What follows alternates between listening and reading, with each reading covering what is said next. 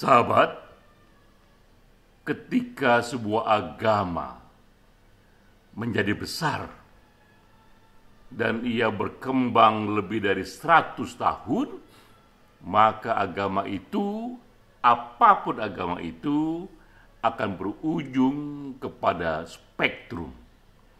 Akan lahir di sana praktek agama, paham agama yang berbeda-beda, dari yang paling ujung kiri, yang tengah, hingga ke ujung kanan.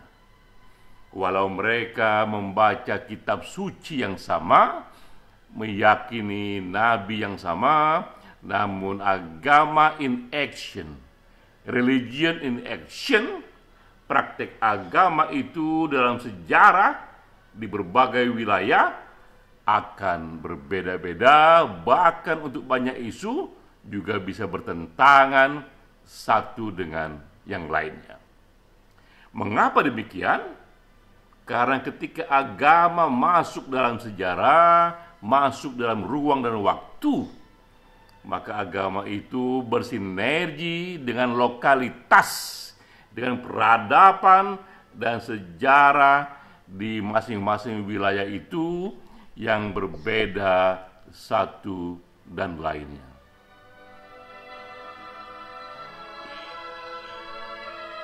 Ini pengantar kita untuk masuk ke dalam diskusi webinar Hati Pena yang ke-48. Ini webinar diselenggarakan oleh Perkumpulan Penulis Indonesia Satu Pena setiap hari Kamis. Kali ini yang menjadi topiknya adalah Islam, Pancasila, dan Geliat Demokrasi di Indonesia berdasarkan buku yang dikarang oleh sahabat kita, Alvan Alfian. Peran saya memperkaya diskusi dengan menukik lebih jauh soal Islam di negara Pancasila, untuk menggambarkan pertama-tama adalah perbandingan dengan Islam di banyak negara, lalu juga lokalitas Pancasila di Indonesia, situasi di Indonesia, mengapa kemudian Islam di Indonesia bisa berbeda interpretasinya, bisa berbeda prakteknya dibandingkan Islam-Islam di negara lain. Kita mulai dengan data pertama, ini dari Pew Research Center. Di tahun 2013, lembaga ini melakukan riset dengan mengambil sampel dunia, jadi berbagai negara muslim di riset untuk ditanyakan hal-hal khusus. Kita mulai dengan pertanyaan ini. Ia bertanya di berbagai negara berapa persen penduduk muslim di negara itu yang mendukung agar hukum Islam menjadi hukum nasional resmi sebuah negara. Ia tanyakan ini kepada berbagai negara yang semua penduduknya itu, yang majoriti penduduknya itu adalah muslim, yaitu Albania, Kazakhstan, Malaysia, Irak, banyak lagi negara lain. Saya hanya tampilkan beberapa saja. Semua negara ini majoritinya muslim. Tapi ketika ditanya, Bapak Ibu sekalian, apakah Bapak Ibu mendukung jika di negara Ibu ini hukum Islam dijadikan hukum resmi nasional yang berlaku bagi semua? Apa yang terjadi? Di Albania hanya 12% yang setuju. Di Kazakhstan lebih rendah lagi, hanya 10% yang setuju. Tapi di Malaysia 86% yang setuju, di Irak 91% yang setuju. Ini data yang akurat menunjukkan bagaimana dalam sejarah bahkan muslim yang membaca Quran, meyakini satu nabi, bisa berbeda-beda pandangannya mengenai apakah hukum Islam harus menjadi hukum nasional. Mulai dari sangat minoritas di Kazakhstan hanya 10% yang meyakini itu, hingga ke Irak yang majority 91% meyakini itu. Lalu juga ini data berikutnya dari lembaga yang sama juga di tahun 2013. Kali ini Pew Research Center menampilkan kawasan lebih luas dari sebuah negara yang ditampilkan adalah kawasan, dan yang dihitung kemudian adalah rata-ratanya, yaitu di Sentral Asia, Eropa Timur, Asia Tenggara, Middle East, dan Asia Selatan. Dan ditanyakan hal yang sama, apakah Bapak Ibu mendukung hukum Islam sebagai hukum resmi negara? Negara-negara di Sentral Asia yang juga mayoritinya Muslim, hanya 12% yang menyatakan ya, kami setuju hukum Islam menjadi hukum resmi negara.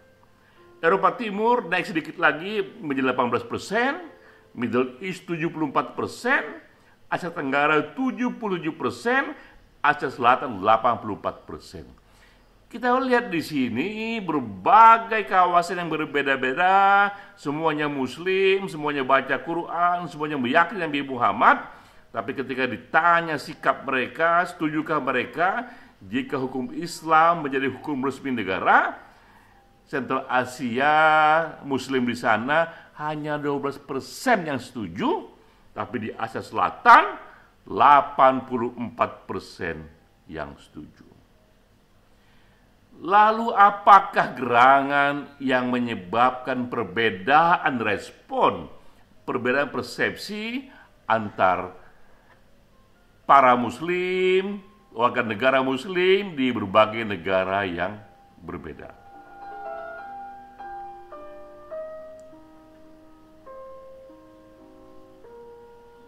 Nah, kita lihat di sini, ini kesimpulan dari Pew Research Center bahwa jika di sebuah negara Islam dijadikan agama favorit oleh pemerintah, ada public policy yang konsisten di sana bertahun-tahun, belasan tahun, bahkan puluhan tahun menjadikan Islam sebagai agama favorit, maka ada kecenderungan majority warga negara di negara itu akan mendukung hukum Islam sebagai hukum nasional yang tertinggi, sebagai hukum nasional yang resmi.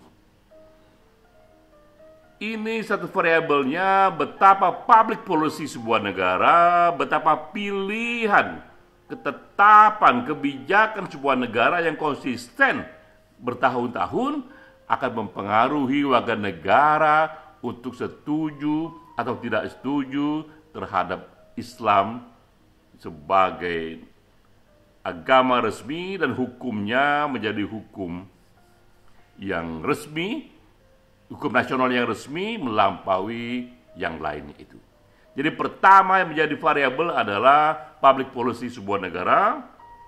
Kedua yang jadi variabel adalah personality.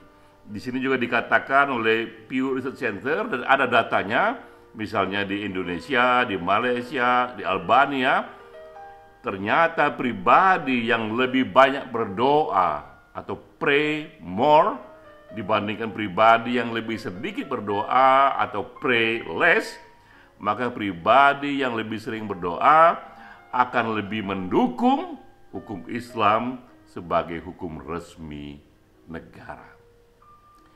Variabel-variabel ini ternyata public policy dan personality itulah yang ikut mewarnai mengapa walaupun sama-sama Muslim tapi berbeda dalam menyetujui soal hukum Islam sebagai hukum resmi negara. Nah, sekarang kita melihat kasus Indonesia. Di Indonesia ini lain lagi, ini adalah negara di mana Pancasila, satu pandangan filosofi dalam kehidupan bermasyarakat, sudah diterapkan berkali-kali sejak merdeka hingga sekarang, dari era Orde Lama hingga Orde Baru hingga era Orde Reformasi.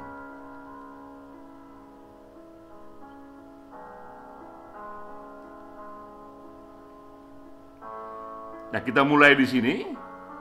Ini hasil riset bahwa dengan diterapkannya Pancasila sebagai public policy negara secara konsisten, itu pun sudah merasuk di hayati populasi, sehingga ini survei LSI di NJA di tanggal 5 Maret 2019 ketika dipublikasi menyatakan 87,4% pemilih Muslim.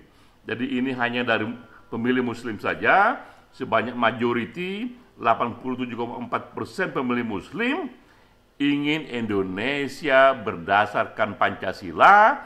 Dengan sendirinya Islam yang akan diterapkan di Indonesia pun akan bersinergi dengan pola berpikir, dengan mentality dan persepsi yang sudah diwarnai oleh Pancasila. Nah, ini hasilnya. Ini format Islam di negara Pancasila di era reformasi.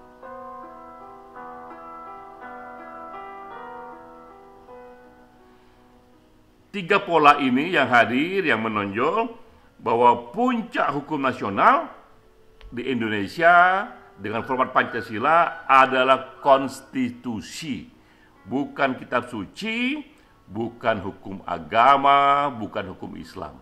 Ini yang membuat kita di sini berbeda misalnya dengan Arab Saudi, sesama Muslim. Kedua juga di Indonesia pun akibat satu negara Pancasila selalu hadir yang bernama Kementerian Agama. Dengan Menteri Agama pun ini berbeda juga dengan demokrasi Barat. Di negara-negara Barat sana, di negara demokrasi di sana tidak dikenal Menteri Agama karena agama tidak diurus oleh negara. Tapi di Indonesia dalam kerangka Pancasila agama terus hadir. Ini juga yang ketiga yang juga penting, bahwa partai terbesar di Indonesia, walaupun majoritinya Muslim, setelah kita kerjakan berkali-kali pemilu langsung, partai terbesar tidak pernah partai yang basisnya agama ataupun yang basisnya agama Islam. Partai terbesar di sini yang nomor satu selalu partai nasional yang tidak berbasiskan agama secara eksklusif. PDIP, Golkar, Demokrat, PNI, itulah partai-partai yang dipilih secara unggul, lebih tinggi dari yang lainnya. Ini pun sudah bisa menggambarkan kultur politik Indonesia, walaupun majoritinya Muslim, mereka tidak memilih partai yang berbasiskan pada agama. Itulah kultur dan pengaruh dari public policy yang menerapkan Pancasila sebagai satu kebijakan negara secara terus-menerus. Sekarang kita mencoba mengukur indeks demokrasi dari berbagai negara Muslim untuk menambah satu pandangan informasi tentang berbagai kawasan negara Muslim. Demokrasi indeks ini dibangun oleh di Economist Intelligence Unit yang berbasis di UK dari kelompok Economist Group, dan sudah dikerjakan ini bertahun-tahun untuk lebih dari 100 negara di dunia. Adalah menghitung indeks demokrasi, inilah yang dijadikan penilaian. Pertama, kualitas pemilu, seberapa pemilu itu bersih dan langsung dengan memberikan equal opportunity kepada warga negara, dan juga pluralism, seberapa keberagaman di negara itu dilindungi. Ada civil liberties di sana, seberapa besar hak asasi manusia itu dilindungi, diberikan ruang di ruang publik. Juga political participation, seberapa publik dibiarkan berpartisipasi, beropini melalui media, melalui partai politik, melalui civil society, dan juga soal political culture, kultur politik, bagaimana kultur politik di sana dalam memandang dan menerapkan emansipasi manusia, misalnya emansipasi wanita, dan juga dalam menerapkan satu pandangan mengenai hak-hak warga negara yang equal walau mereka beragam. Dapatlah ini 4 tingkat indeks demokrasi. Teman-teman bisa lihat tabel di sini.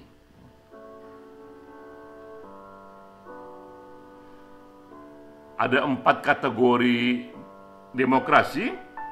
Jika kita lihat dari kualitasnya, yang paling tinggi, paling berkualitas mereka sebut full demokrasi. Lebih rendah lagi adalah flawed demokrasi atau demokrasi yang belum matang. Lebih rendah lagi hybrid regime, gabungan rejim demokrasi dan rejim otoriter bergabung, mixed together. Dan kemudian adalah authoritarian regime. Ini kualitas paling rendah, negara otoritarian di mana kadang-kadang bahkan pemilu pun yang langsung dan bersih, yang equal tidak diselenggarakan secara minimal. Nah, ini yang kita dapatkan dari lebih 50 negara yang majoriti muslim, bahwa tak ada satu pun dari negara muslim itu yang sudah berada di tahap full demokrasi. Ini fenomenanya dari negara-negara yang majoritinya muslim, yang jumlahnya sekitar 50 negara. Yang paling tinggi 3 negara ini adalah Indonesia, Albania, Malaysia. Namun posisinya hanya dalam kategori flawed demokrasi saja. Demokrasi yang belum matang. Tidak berada di demokrasi yang penuh seperti dialami oleh negara-negara di barat sana, juga beberapa negara Asia seperti negara-negara Taiwan misalnya, Jepang, Korea Selatan. Dan juga ini contoh yang lain bahwa Indonesia, Albania, Malaysia itu adalah lebih baik. Tapi negara-negara muslim yang lain, Turki misalnya, ia hanya berada di hybrid regime. Dan Saudi Arabia, Iran, Irak sama-sama muslim, tapi demokrasinya, kualitasnya masih otoritarian. Dari indeks demokrasi kita melihat inilah fenomena negara-negara muslim. Oleh karena itulah ini yang kita sangat banggakan bahwa Indonesia dapat menjadi role model yang membawa kawasan negara muslim menuju demokrasi.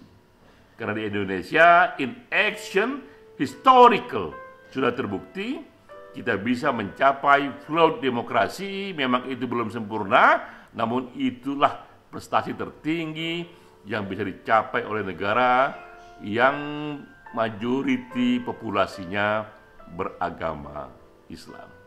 Jadi sahabat, demikianlah gambaran makronya bahwa melengkapi demokrasi, Islam dan Pancasila dari buku Alfan Alfian, kita menunjukkan di sini bahwa betapa agama itu memang dalam prakteknya dipengaruhi oleh lokalitas setiap wilayah, lokalitas setiap negara, baik oleh budayanya ataupun oleh sejarahnya. Tapi Indonesia dapat menjadi role model bagi kawasan muslim yang lain untuk membawa begitu banyak gerbong kawasan muslim beramai-ramai untuk hijrah menuju demokrasi. Salam.